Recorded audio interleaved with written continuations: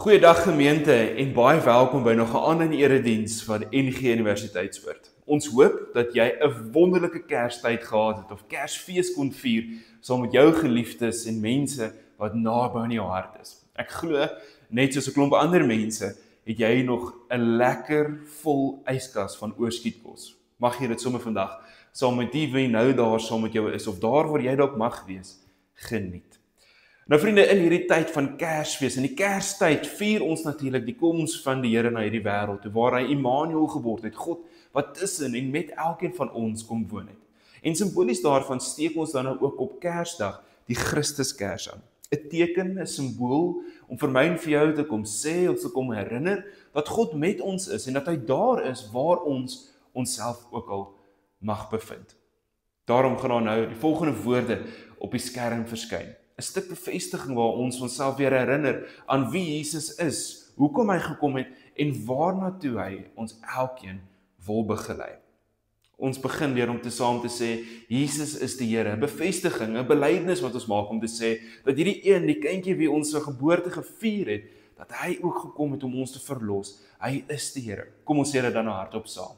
Jesus is Here. Maar ons weet ook in hierdie belofte en die Kers herinner ons daarvan vandag, dat hy hier is. Kom ons sê die volgende woorde, Jesus is hier, dan nou ook saam. Jesus is hier. Daar waar jy is, maak hy 'n belofte aan jou. Hy is ook daar teenwoordig.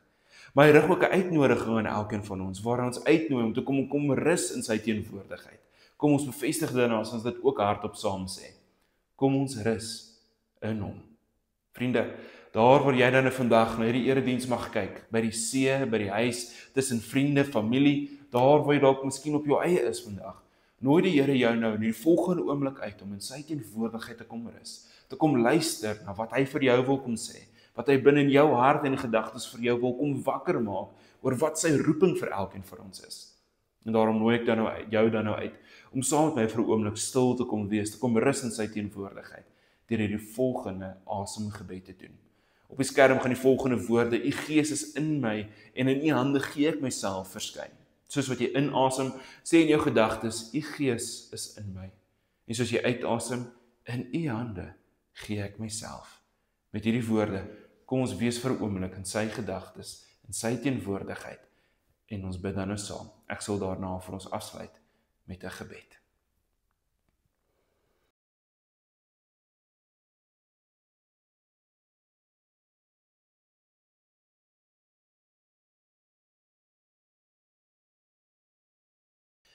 Hemelse Vader, wat 'n wonderlike voorreg het ons nie gedurende Kerstyd om 'n oomblik of oomblikke saam met mense naby aan ons te kan vier nie. Waar ons kan lag en stories deel, lekker saam kan eet en die lewe saam met mekaar ook kan geniet.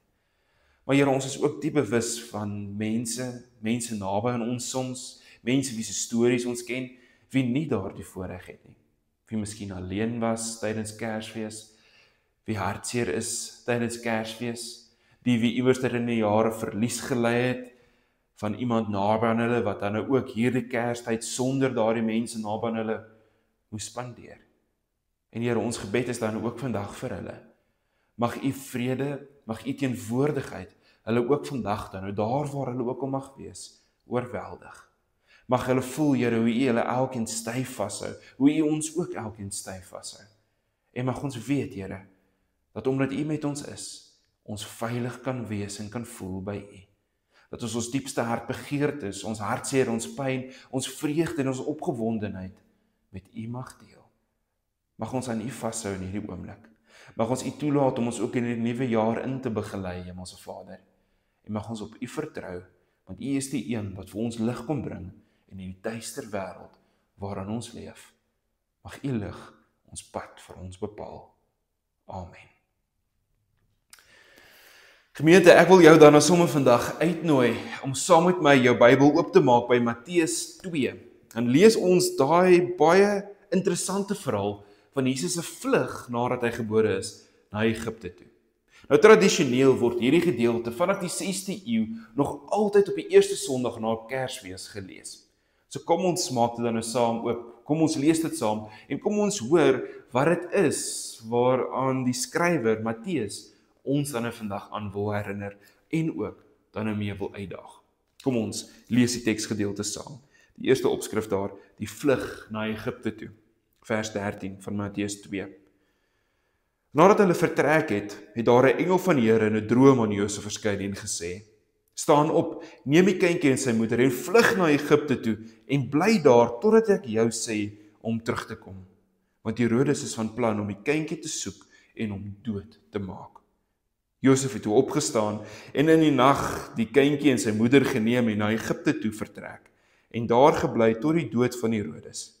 Soos vervul wat die Here deur 'n profeet gesê het: "Uit Egipte het ek my seun geroep."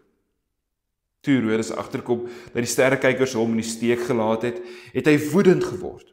Hy stuur toe soldate en laat in Bethlehem en die hele omgewing al die seentjies van 2 jaar en jonger doodmaak, ooreenkomstig met die tyd wat hy noukeurig by die sterrekykers uitgevra het. Toe is die woord vervul wat die Here deur die profeet Jeremia gesê het: "'n gekerm word op Rama gehoor, 'n gehuil en 'n groot gejammer. Rachel treur oor haar kinders en wil nie getroos word nie, omdat hulle nie meer daar is nie." Na die dood van Herodes verskyn daar weer 'n engel van die Here in 'n droom aan Josef in Egipte en hy sê: "Staan op, neem die kindjie en sy moeder en gaan terug na die land van Israel toe, want die mense wat die kindjie se lewe gesoek het, is dood." Josef het toe opgestaan, die kindjie en sy moeder geneem en na die land van Israel toe teruggegaan. Toe hy egter verneem dat Argelaus in die plek van sy vader Herodes oor Judea regeer, was Josef bang om daarheen te gaan. Nadat God hom in 'n droom 'n aanwysing gegee het, is hy na die landstreek Galilea toe. Daar aangekom het hy gaan woon in die dorp met die naam Nasaret, en so is vervul wat deur profete gesê is: hy sal Nasareëner genoem word. Ons lees net vandag tot daar. Ek het so in die begin van November die wonderlike voorreg gehad om vir 'n dag die algemene synode Moderamen vergadering by te kon woon in Kempton Park. Dit was vir my 'n baie spesiale ervaring gewees. En een van die redes hiervoor was omdat die bekende Suid-Afrikaanse filosoof en professor by die Universiteit van Stellenbosch, professor Anton van Niekerk, 'n spreekbeurt gehad het by hierdie vergadering. Maar professor Anton het nie gekom om te gesels oor die nuutste artikel wat hy gepubliseer het nie. Hy het kom deel oor wat die impak van sy seun, Bouwer van Niekerk, wat 'n insolvensieprokureur was, se dood op hulle lewens gehad het. Bouwer was wreed en koudbloedig in sy kantoor doodgeskiet, omdat hy opgestaan het vir dit wat reg was en 'n groot korrupsie en georganiseerde misdaad ontbloot het.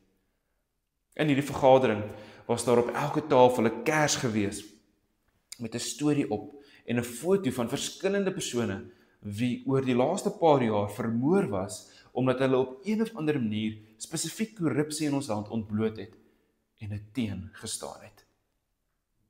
Tydens die vergadering het ons nie net die voorreg gehad om na elkeen van hulle se stories te kon luister nie, maar om hulle en hulle lewens ook te kon vier, waarna ons hulle geliefdes in gebed opgedra het aan die Here, vir vrede, vir krag gevra het, en dat hy die werk wat hulle begin het, nie sal laat eindig nie. Ook vroeër hierdie week luister ek na 'n podcast waar die aanbieder toe nou die groot vraag vra, maar waarheen is Suid-Afrika op pad en hoe gaan 2026 vir ons lyk? En 'n groot deel van sy antwoord op hierdie vraag was toe gevul met vrees, omdat dit tot 'n groot mate 'n waterskeidingsjaar vir ons land gaan wees. Dis weer munisipale verkiesingstyd. Die verslag van die Mslanga kommissie kom uit en dit kan groot rimpel-effekte hê in ons land. As ons nou reeds sien hoe mense geboelie word om stil te bly, geïntimideer word en selfs vermoor word vir dit wat hulle of gaan sê of reeds gesê het. Dan kan ons net wonder wat vir ons gaan voorlê. Maar een ding is seker, daar lê 'n groot stuk onsekerheid vir Suid-Afrika voor in 2026. Die harde werklikheid van wat in ons land en dag tot dag lewens aangaan, staan so in kontras met dit wat ons juis hierdie tyd van die jaar vier en doen dit nie. Vriende, die verhaal van Kersfees is 'n mooi verhaal. Is 'n verhaal wat, as ons dit elke jaar weer lees, 'n sagte, mooi, vredevolle atmosfeer vir ons bring. Ons word elke jaar weer herinner van die babietjie in die krib, van die engelstemme wat gesing het, van die herders en sterrekykers wat van ver af gekom het om hulde aan hierdie babietjie te bring. en van die wonderlike geskenke wat hulle ook daarna aan hom gegee het. Dit is so mooi, dit is so vredevol, so volmaak. Maar ongelukkig weet ons ook dat die Kersverhaal 'n skerp, harde kant het. Die geboorte van Jesus was ongelukkig nie vir almal 'n blye tyding gewees nie, inteendeel. Hy was skaars gebore en sy lewe was alreeds in groot gevaar gewees. Ons het almal al die naam Herodes iewers gehoor. Nou die Herodes waarvan ons hier gelees het in ons teksgedeelte vandag, staan ook bekend as Herodes die Grote, een van die wreedste en magsbehepte mense wat nog ooit oor Judea regeer het. En vir ons om iets van die ware wonderwerk van Kersfees te kan verstaan, moet ons ook die harde realiteit kan raak sien van die omstandighede waarin hierdie wonderwerk ingebore was. Soos ek genoem het, was Herodes bekend gewees vir die verskriklike wrede manier waarop hy regeer het. Hy was totaal en al magbehep gewees. Dit is opgeteken dat hy sy amptenare beveel het dat wanneer hy sou sterf, dat hulle duisende mense reg oor die hele Israel moes doodmaak, sodat die hele land in rou gedompel kon wees. En enigiemand wat hom sou bedreig of in sy pad sou staan, sou hy ook vinnig van ontslaag geraak het. Die geskiedenisboeke vertel selfs dat hy nie eers gehuiwer het om sy eie familie dood te maak as hulle in sy pad gestaan het nie. Herodes het byvoorbeeld sy gunsteling vrou en 3 van sy oudste seuns op verskillende geleenthede koudbloedig laat doodmaak. Asook natuurlik kan jy jouself nou net indink, talle ander onskuldiges reg deur sy heerskappy. Selfs keiser Augustus het gesê dat dit beter sou wees om Herodes se vark te wees as sy eie seun. Ons weet natuurlik dat Herodes deur die Romeinse koninkryk aangestel was om namens hulle oor Judea te regeer. En so het die Romeine vir hom die titel koning van die Jode gegee.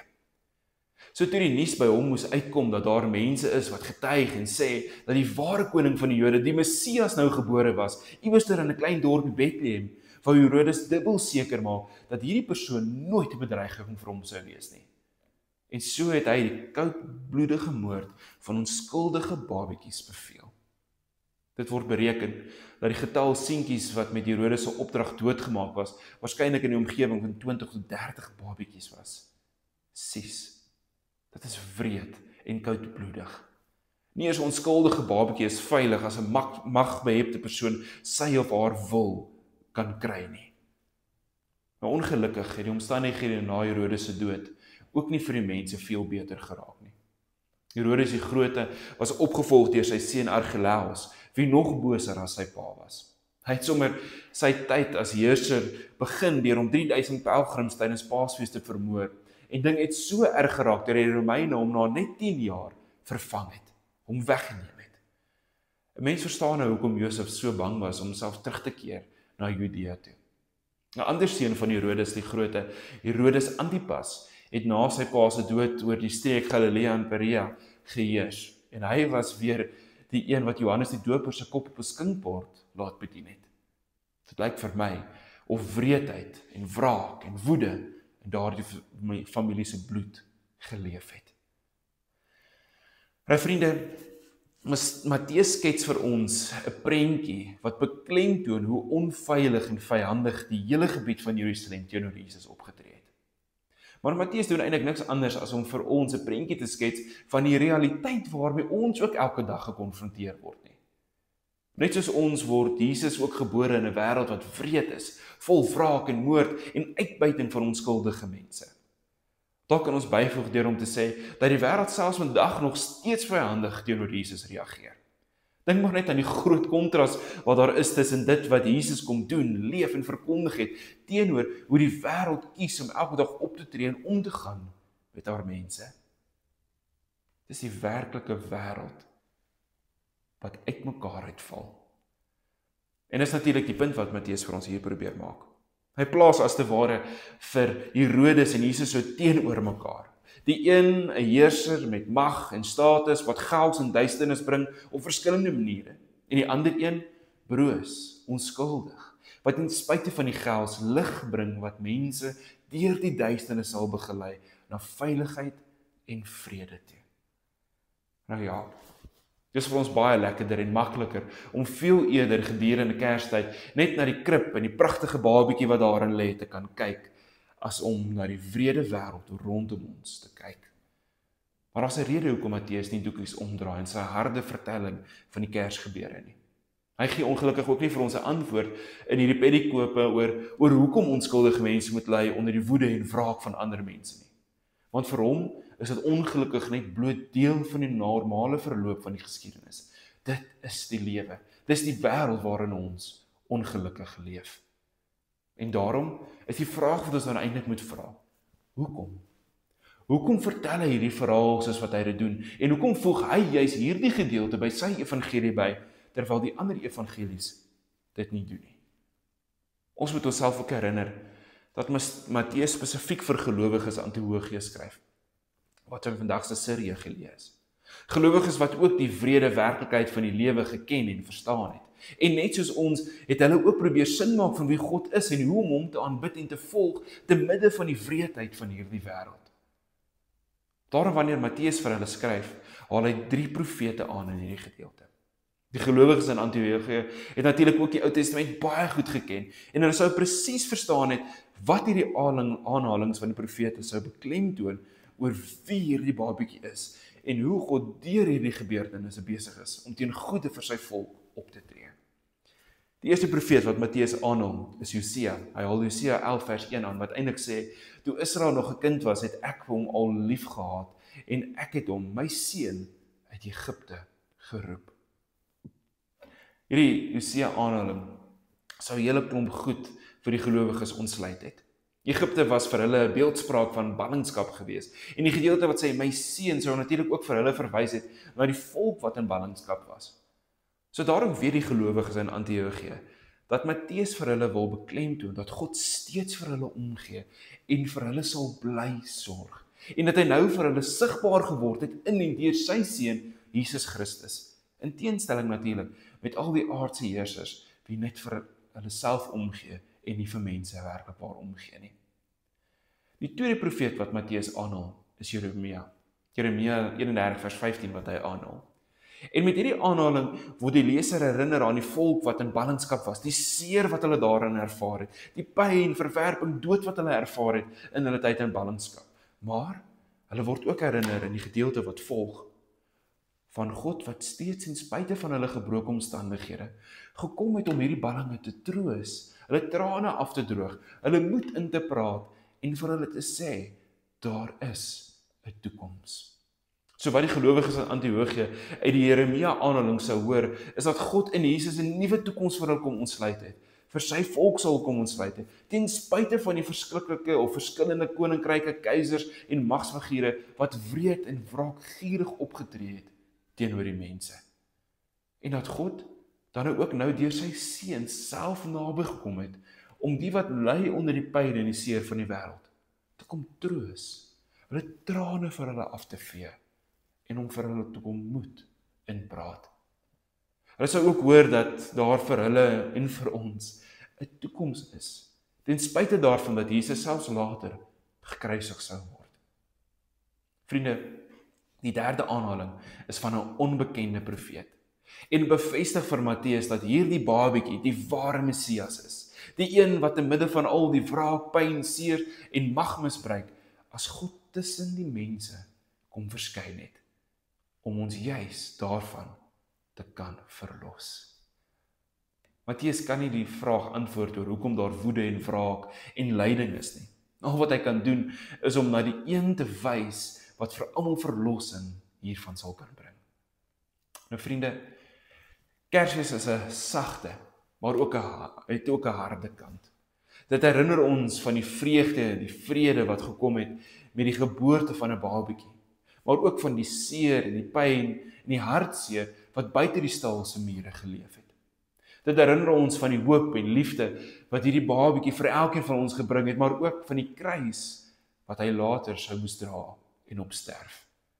Dit herinner ons aan die mooi van die lewe wat ons tussen vriende en familie elke dag kan ervaar en beleef, maar ook van die harde realiteit dat ons tog in 'n gebroke wêreld leef, wanneer ons weer 'n hongerman op straat sien, weer lees van iemand wat wreed vermoor is, of van iemand wat in die slag geval het, wie opgestaan het teen die ongeregtigheid van hierdie wêreld. Maar Kersfees kom herinner ons ook daaraan dat ten spyte van die harde realiteit wat ons elke dag in die gesig moet staar, Dat God deur sy seun Jesus Christus nog nooit vir ons ophou sorg het nie. En dat hy steeds elke dag ook in ons wêreld intree om ons trane te kom afdroog, ons te kom vertroos en ons daaraan te kom herinner dat hy ook vir ons elkeen 'n toekoms bewerkstellig. Kom ek sluit dan ook vir ons af met hierdie volgende storie wat ek glo vir ons alles kan saamvat. Daar word hierdie mooi verhaal vertel van 'n klein dorpie wat tydens die Tweede Wêreldoorlog verskriklik erg gebombardeer was. Feitelik was al die geboue in hierdie dorpie platgevee. Die kerkie wat in die middel van die dorpie was halfpad verwoes gewees. En die helfte van die dorpie se inwoners was ook nie meer met ons gewees nie. Maar die volgende dag het iemand die kerkklok wat wonderbaarlik deur die bomme gespaar was, begin lui. En die mense wat kon, het gekom na die kerk toe. Hier en daar het daar nog 'n stukkie van 'n bankie gestaan waar mense toe nou kon gesit het. Sangbindels wat so onder deur die rommel uitgehaal was, sommige was verbrand gewees, ander was in stukke geskeur. En in die pyn tussen die rook en die dood het die gemeente begin sing. Hoekom? Want dit was Kersfees.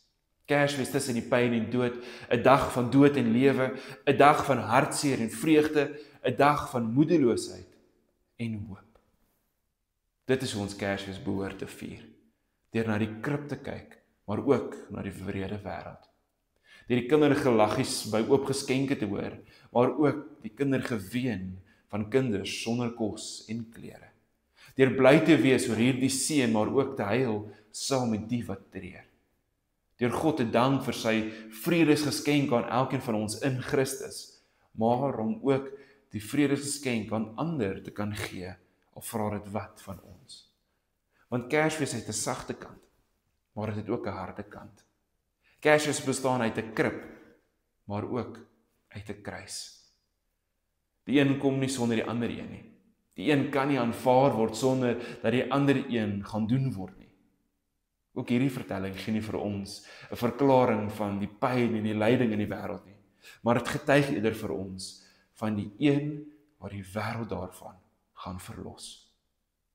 Mag ons in hierdie Kerstyd onsself hierop nie instel om die koms van hierdie babietjie en wat hy alles vir ons gebring het, gegee het, gedoen het, te midde van die wreedheid van die wêreld te ontvang, sodat ons dit weer kan gaan uitdeel aan die wie ly onder die pyn van hierdie wêreld. Amen. Vriende, ek wil vir jou vra, kom ons sluit ons oë en dan bid ek graag vir ons. Here, maak my 'n instrument van u vrede. Waar daar haat is, laat my liefde bring, Here. Waar daar oortredings is, vergifnis. En waar daar twyfel is, Hemelse Vader, geloof. Waar daar wanhoop is, hoop. En waar daar duisternis is, Here, lig. En waar daar droefheid is, vreugde. Hemelse Vader, gee dat ek, in plaas daarvan om vertroosting te soek, ook ander sal kan vertroos. Om begrip te soek, Here, eerder ander sal kan probeer verstaan. Om selfliefde te soek, eerder ander sal bemin. Want ons weet, Here, dis deur te gee dat ons elkeen ook ontvang. Dis deur te vergewe dat ons ook self vergewe word. En u leer ons dat dit is deur om te sterwe dat u ons ook elkeen met die ewige lewe beklee. Ons bid dit alles net in die heilige naam alleen. Amen. Amen. Vriende, ek wil jou graag net dan daaraan herinner dat ons 'n oujaarsdiens het en dit sal vir ons baie lekker wees as jy 7 uur die 31ste hier by die kerk 'n draai kan kom maak. Dit sal vir ons goed wees om so saam dan nou as geloofsgemeenskap die nuwe jaar in te kan gaan. As jy nie hier is in Pretoria nie, of dit nie vir jou moontlik is om diens by te woon nie, dan wens ons jou 'n voorspoedige nuwe jaar toe. Mag dit vir jou 'n goeie een wees en mag die Here jou seën en vooruitgaan in jou lewenspad om die pad ook vir jou gelyk te maak. Ontvang dan nou asseblief die seën van die Here sodat jy dit vir jouself kan toeëien en met jou kan dra. Nie net in hierdie week wat vir jou voorlê nie, maar ook in die jaar 2026 in. Maak jou hande so in 'n bakkie en ontvang dan nou die seën van die Here. Mag die Here jou seën met ongemak oor maklike antwoorde, halwe waarhede en oppervlakkige verhoudings, sodat ons uit die diepte van ons harte kan leef. Mag die Here jou seën met woede oor onreg, onderdrukking en die uitbuiting van mense, sodat ons kan werk vir geregtigheid, vryheid en vrede. Mag die Here jou seën met trane om te stort vir mense wat pyn, verwerping, honger en oorlog ervaar, sodat ons hand kan uitreik en hulle pyn in blydskap kan verander. En mag die Here jou seën met genoeg dwaasheid om te glo dat ons 'n verskil kan maak in hierdie wêreld, sodat ons die dinge sal kan doen wat ander mense dink nie gedoen kan word nie. Amen. Gaan kyk asseblief gerus in die comment section na alles waarmee ons gemeente besig is, en as jy natuurlik daar die skakels wil gebruik om jou offergawe ook aan die Here te gee, dan is dit vir jou moontlik om dit daar te doen. Ons seën jou en ons bid vir jou voorspoedige 2026 ook toe. Ons sien jou weer volgende week.